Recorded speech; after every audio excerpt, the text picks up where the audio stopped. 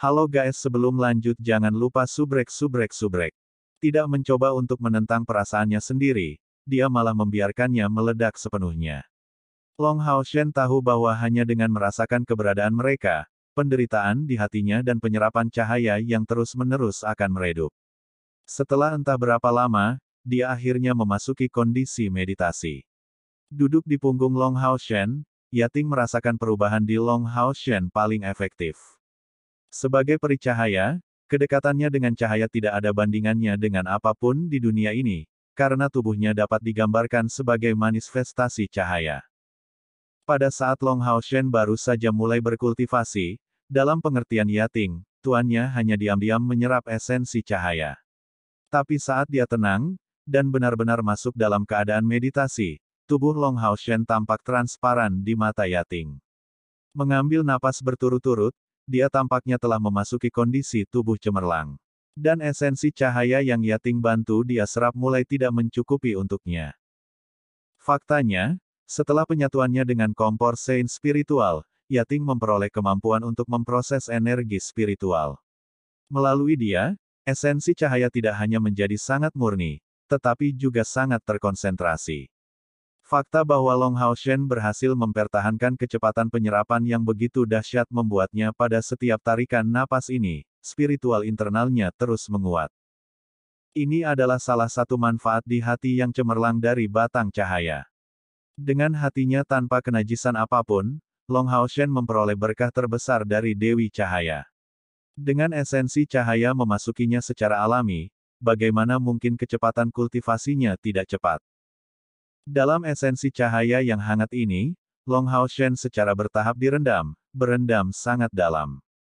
Dia secara bertahap melepaskan semua yang membebani hatinya, mengumpulkan semua perhatiannya dalam pemahaman cahaya.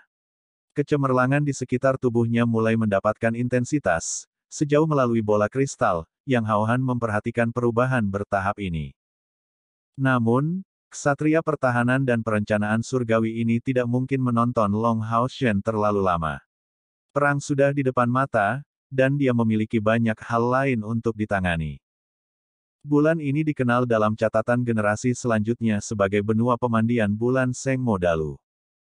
Setan dan manusia telah mengumpulkan dendam selama beberapa ribu tahun, dan membiarkannya meledak sekaligus. Dengan 6 benteng besar sebagai medan perang, iblis menyerang sementara aliansi kuil bertahan. Kabarnya, di setiap medan perang utama ini, ketika melihat ke bawah dari ketinggian, orang bisa melihat darah menguap di udara. Ini adalah perang penggilingan daging, baik itu dalam serangan atau pertahanan. Kerugian sisi iblis jauh lebih tinggi daripada manusia. Tapi militer iblis juga jauh lebih padat daripada manusia. Pada awal pertempuran, instrumen pertahanan manusia terbukti sangat berguna, menyebabkan kerugian besar bagi pihak iblis. Tapi saat pertempuran berlangsung, instrumen ini mulai hancur. Sekarang yang bisa diandalkan manusia hanyalah keuntungan medan. Ini adalah pertarungan yang menghadapi dua ras, tanpa perlu mobilisasi perang. Semua prajurit di aliansi kuil menggunakan darah dan daging mereka untuk melindungi bagian terakhir dari wilayah manusia. Di bagian belakang adalah dataran, di mana keluarga mereka dari semua orang tinggal, kuil ksatria, kuil prajurit, kuil asasin, kuil mage, kuil imam dan kuil roh. Pembangkit tenaga dari kuil manapun hanya memiliki satu hal dalam pikiran dalam perang suci ini, bertarung dengan semua mereka. Meskipun serangan iblis sangat ganas, kemauan manusia terlalu kuat. Pasukan yang dikumpulkan selama beberapa ribu tahun oleh aliansi kuil benar-benar mengesankan, dan sejumlah besar barang dan pasukan terus dikumpulkan tanpa akhir, untuk mendukung pertempuran tanpa akhir melawan iblis. Pada saat perang suci ini berkaitan dengan nasib kedua kelompok ini, Sekering dan pelaku utama perang ini, Long Haoshen, sedang duduk dengan tenang di gua harta karun kuil ksatria, berkultivasi dengan tekun. Kota suci, lelang besar aliansi. Feng Linger mengabaikan laporan keuangan bulan ini. Dia sudah mulai secara bertahap mengendalikan berbagai urusan di lelang besar aliansi. Setelah dimulainya perang suci, rumah lelang besar aliansi memasuki keadaan darurat. Semua senjata dan peralatan, sumber daya, material, kristal ajaib mereka dikeluarkan dari pelelangan. Rumah lelang telah mengumpulkan banyak barang, yang semuanya dipasok ke aliansi tanpa kecuali. Ini awalnya arti dari rumah lelang besar aliansi. Sebagai penerusnya, Feng Linger tahu dengan sangat jelas bahwa rumah lelang besar aliansi sebenarnya bukan milik keluarganya, tetapi milik seluruh aliansi kuil. Alasan untuk menunjukkannya sebagai kekuatan independen adalah untuk menyembunyikan kekuatan sebenarnya dari aliansi. Pada awal Perang Suci, sumber daya keuangan yang dikumpulkan oleh rumah lelang besar aliansi terbukti sangat penting. Berbagai rumah lelang menjadi penyedia senjata dan peralatan terbesar yang menggunakan energi spiritual. Melalui proses pengumpulan yang ketat di rumah lelang besar, berbagai senjata ampuh, kristal ajaib, dan bahkan banyak jenis senjata seperti meriam ajaib diangkut ke garis depan. Ini adalah kekayaan yang terakumulasi selama ribuan tahun. Seluruh proses bahkan tidak sepenuhnya jelas bagi Feng Linger, karena banyak depot rumah lelang besar diklasifikasikan sebagai rahasia total, hanya untuk dibuka segelnya pada saat perang besar melawan iblis. Menggosok matanya karena kelelahan, Feng Linger bersandar di kursi, matanya yang jernih dipenuhi dengan kekhawatiran yang kuat. Akankah aliansi benar-benar berhasil? Kedatangan iblis terlalu mendadak. Faktanya, Kaisar Dewa Iblis benar-benar menganggap seseorang sebagai syarat untuk mengakhiri. Dan itu adalah kapten ini. Bukankah mereka berada tepat di jantung perjuangan? Memikirkan hal ini, untuk beberapa alasan, Feng Linger merasa seolah-olah hatinya sendiri menegang. Samar-samar, sosok tinggi muncul di kepalanya. Kepala botak yang cerah, dan senyum yang lugas. Hal yang paling tak terlupakan adalah rasa kepuasan yang tak terlihat yang dia miliki ketika dia memandangnya. Apakah dia masih hidup? Dengan sedikit menggigil, Feng Linger tanpa sadar mengencangkan tangannya yang cantik. Tepat pada saat ini, ketukan bisa terdengar. Memasuki. Feng Linger segera menekan emosinya yang melonjak. Menurunkan kepalanya, dia memfokuskan kembali pandangannya pada buku rekening. Nona Linger, sepucuk surat telah datang untukmu. Seorang anggota staf membuka pintu dan meletakkan surat di mejanya, sebelum memberi hormat dan pergi. Sebuah surat. Feng Linger tanpa sadar mengambil surat itu. Itu adalah perkamen dengan cetakan ajaib, demi kerahasiaan. Jika diambil secara paksa, segel itu akan hilang dan menyebabkan isi surat itu hancur sendiri. Hanya mantra tertentu yang bisa membukanya. Di samping gulungan ini, ada sebuah surat, mengisyaratkan mantra yang dimaksud.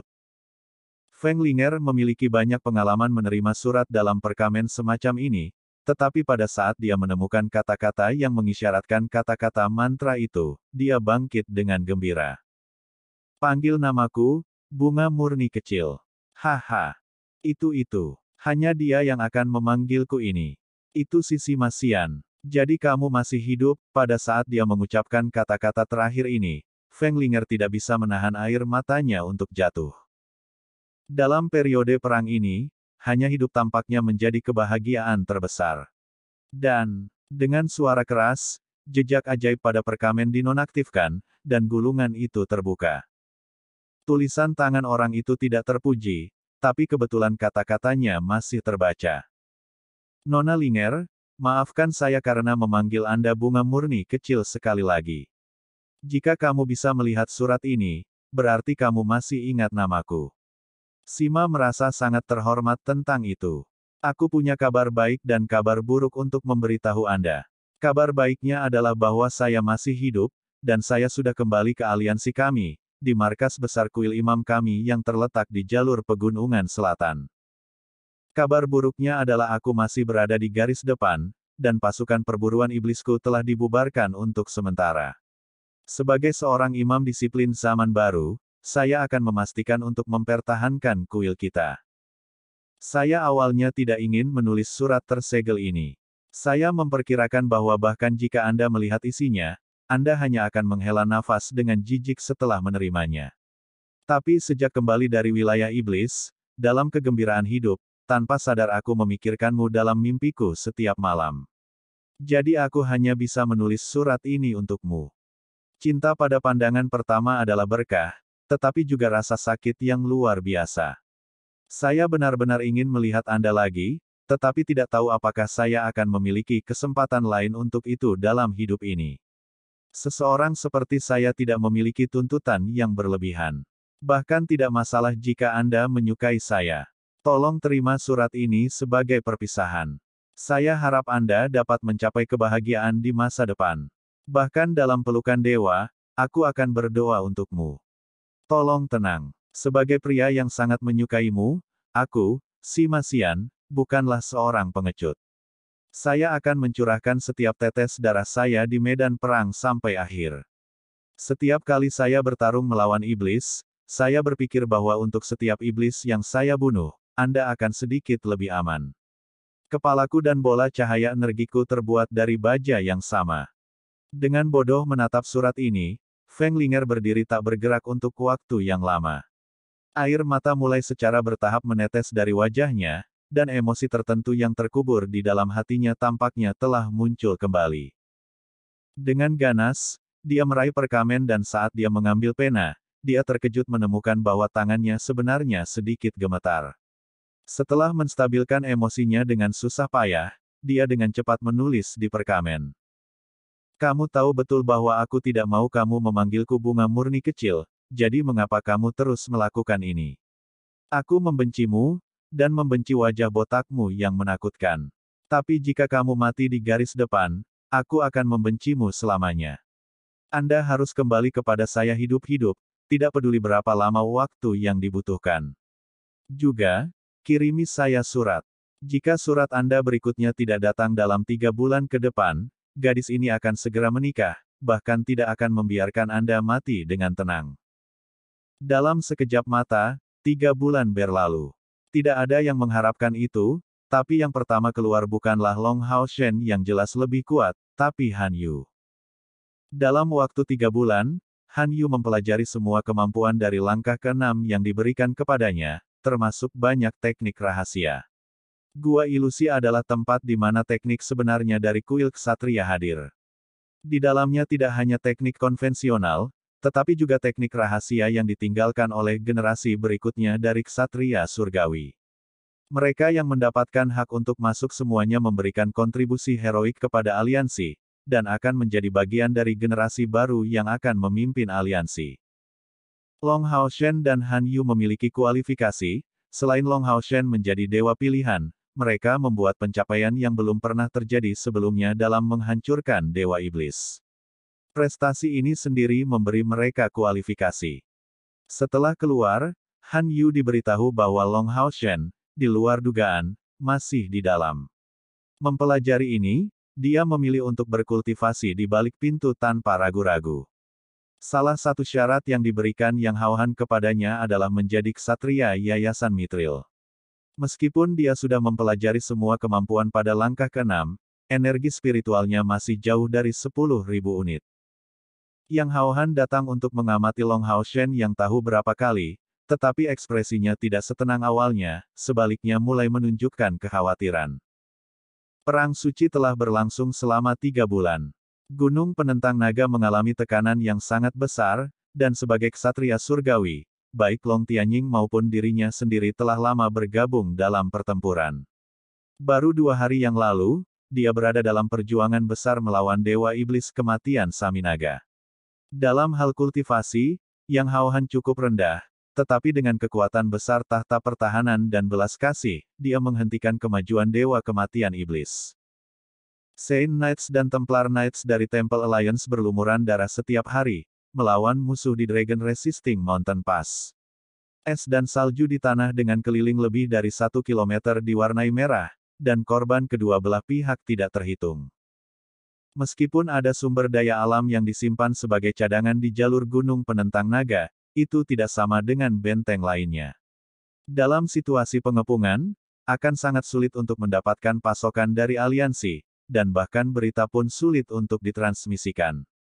Dengan konsumsi seperti itu Yang Haohan tidak tahu berapa lama gunung ini akan bertahan.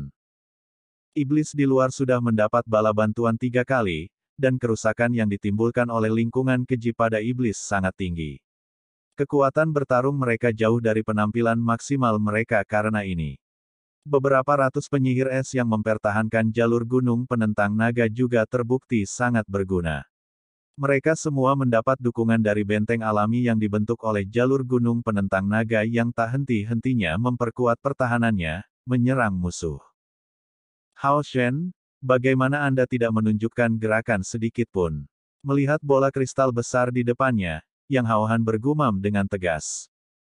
Memang, sejak memasuki gua ilusi, Long Hao Shen duduk dan berkultivasi di tempat itu. Pada awalnya, Yang Haohan memujinya karena bisa berkultivasi dengan tenang, tapi sekarang sudah 3 bulan, dan Long Hao Shen masih dalam keadaan yang sama, berkultivasi bersila selama ini. Tubuhnya mengeluarkan riak emas samar, dan seluruh tubuhnya memiliki perasaan transparan dari penggunaan tubuh cemerlang. Pada setiap napas yang dia ambil, tubuhnya memancarkan cahaya keemasan yang berkedip-kedip tidak jelas. Tanpa ragu, dia tidak menghadapi masalah. Tapi bukankah pemanggilan arwah meditatif ini terlalu lama? Yang Haohan yang pengalamannya tentang kultivasi sangat banyak memahami bahwa Long Hao Shen sekarang dalam keadaan meditasi yang mendalam. Tetapi tidak pernah terdengar bahwa satu sesi meditasi mendalam berlangsung begitu lama. Meditasi mendalam umumnya akan terjadi pada pembangkit tenaga listrik dari langkah ke-8 atau lebih tinggi. Itu karena setelah mencapai level ini, energi spiritual akan meningkat ke kecepatan yang sangat tinggi.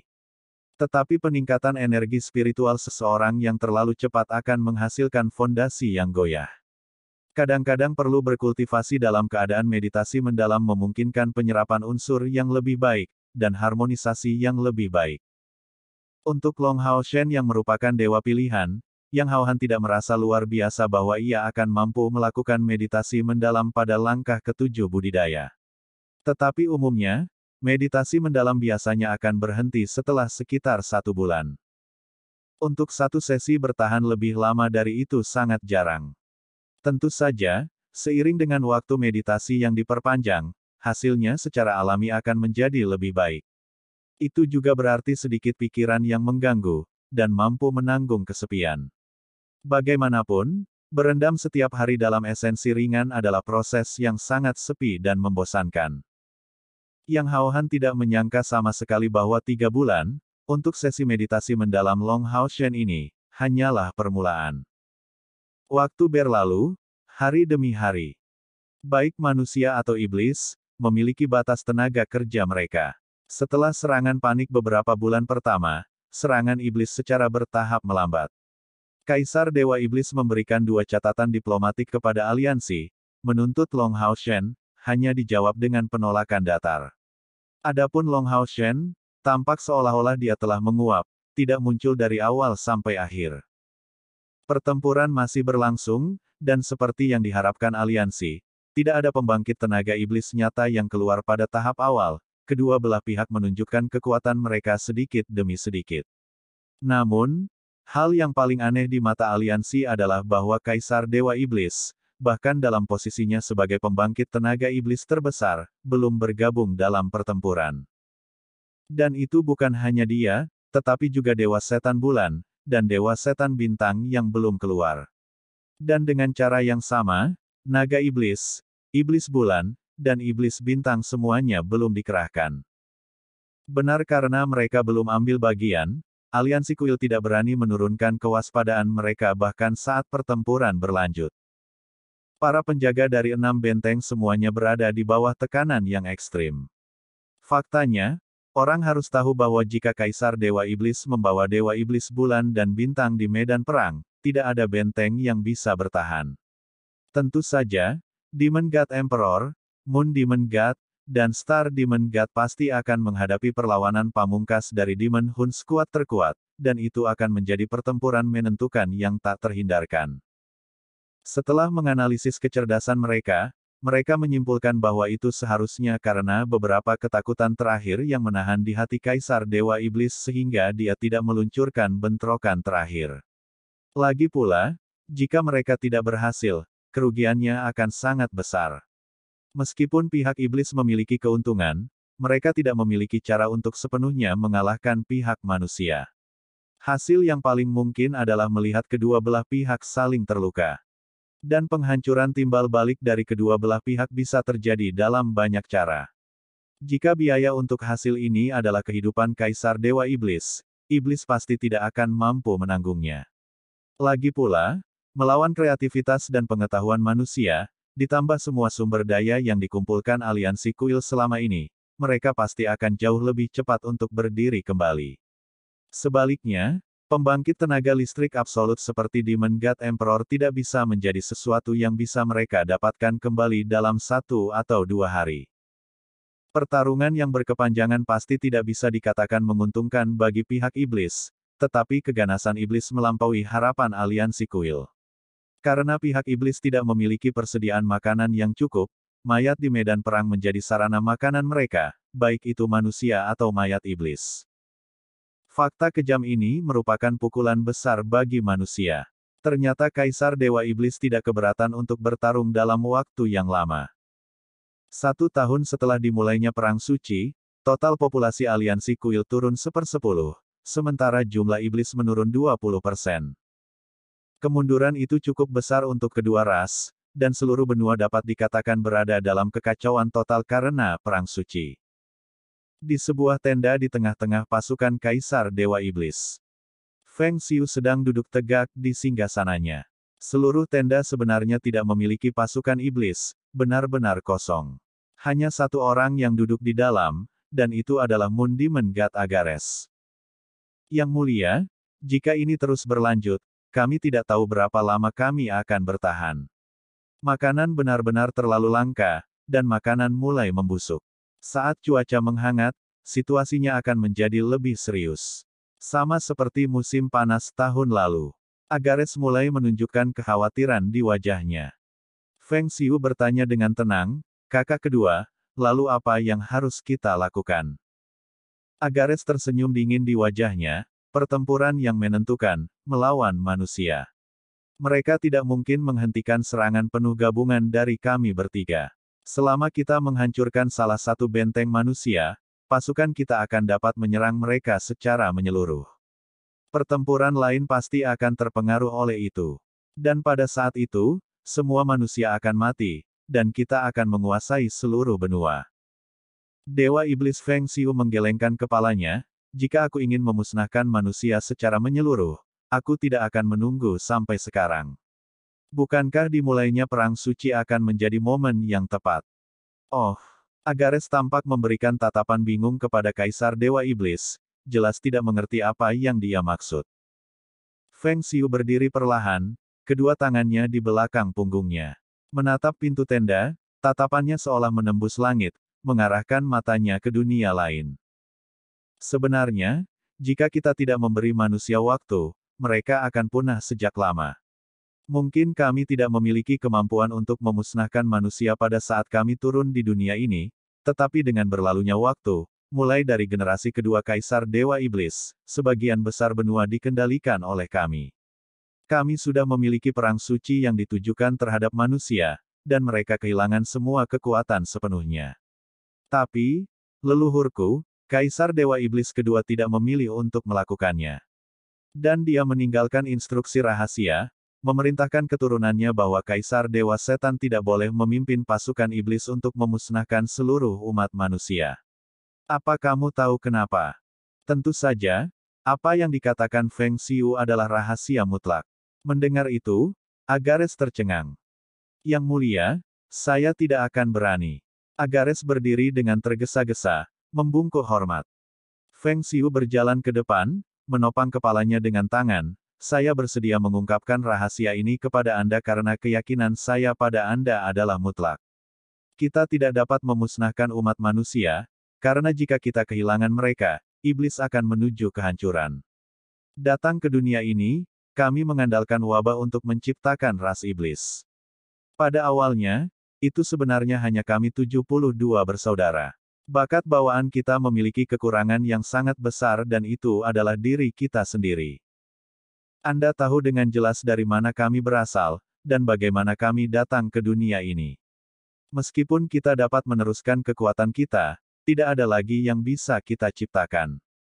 Jika kita melenyapkan semua manusia suatu hari nanti, atau menjadikan mereka semua sebagai budak, mengingat mentalitas iblis saat ini, tidak lama kemudian, manusia pasti akan punah dari benua. Setelah ini, semua ras akan mengalami nasib yang sama. Pada akhirnya, hanya kita para iblis yang akan tersisa. Tapi bagaimana kita bisa bertahan hidup hanya dengan diri kita sendiri?